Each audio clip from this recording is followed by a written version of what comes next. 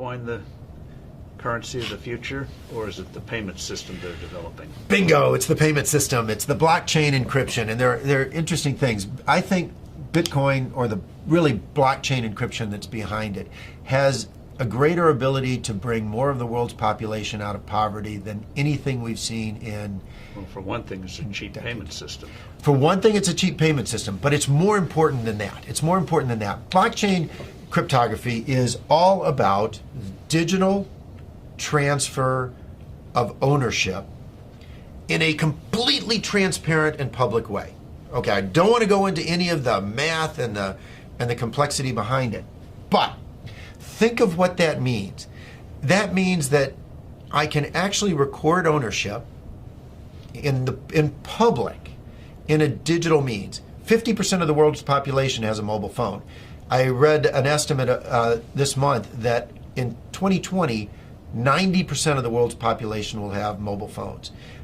That's probably a high estimate, but that's okay. Now, $25, $35 smartphones.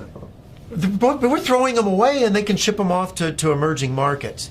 But what's powerful about this, now think about Hernando de Soto. Yes. Okay. The Institute for Liberty and Democracy in Peru. I really think Hernando de Soto should win the Nobel Prize for the work he's done. I hope he does.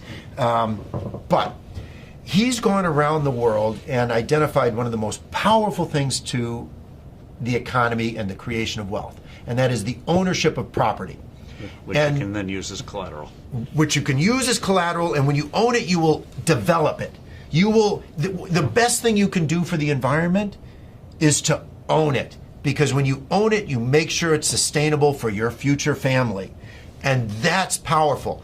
But they don't have the ability to own it. If you live in a shanty town, you operate outside of the legal economy. It's not that you want to operate outside of the legal economy, but you have no ownership of any property. Although in the neighborhood, everyone knows who owns what. And once you introduce blockchain cryptography, guess what they can do? Have a public ledger of ownership and transfer that cannot be denied, because it's absolutely transparent. It's absolutely transparent. It is the means through which these individuals can get exactly what Hernando de Soto thinks they best need to bring themselves out of poverty.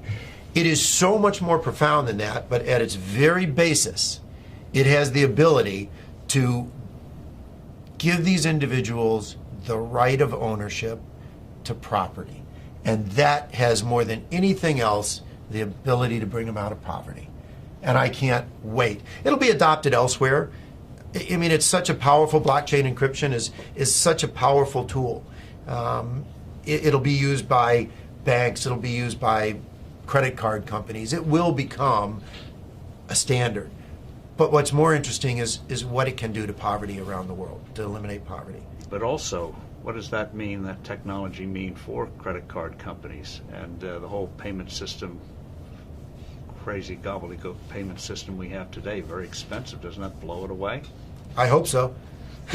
I hope so. I mean, think about it. When there was one manufacturer of phones in the U.S., the U.S. government, what did we have? This big clunky rotary thing that sat on desks. Now, what do we have? Cell phones of all flavors, sizes. I can sit in Africa and on my cell phone take courses at MIT because they're public record. It's absolutely astounding what happens when you can actually innovate around the world and compete. And what is happening is blockchain cryptography, forget Bitcoin, creates a competitive technology, a competitive innovation that these credit card companies will have to adopt. The ones that adopt it first will bring their cost base down. And importantly, if you think about a retail store, and I have this with my kids. My kids are off in college and they go to a retail store, they use their credit card. And the credit card company costs the retailer $3 to $6. Right, because they reject the well, first the fee is high, and then they reject the transaction. Because why is this card suddenly showing up in some city, some place where I don't live? So it gets cut off. Well, with blockchain cryptography, the buyer and the seller automatically trust each other over an untrusted network. That's what's so powerful about it. A blockchain-based transaction is verified within 10 minutes. It's not verified within 10 minutes for a credit card, which is why 5 to 10% of all transactions are rejected on the spot. It's not verified until often days later. Even a check is not verified for days.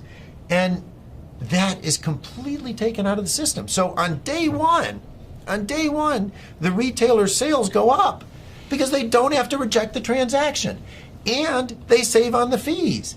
It doesn't really get much better than that if you're looking for a disruptive innovation in any single industry. It's wonderful.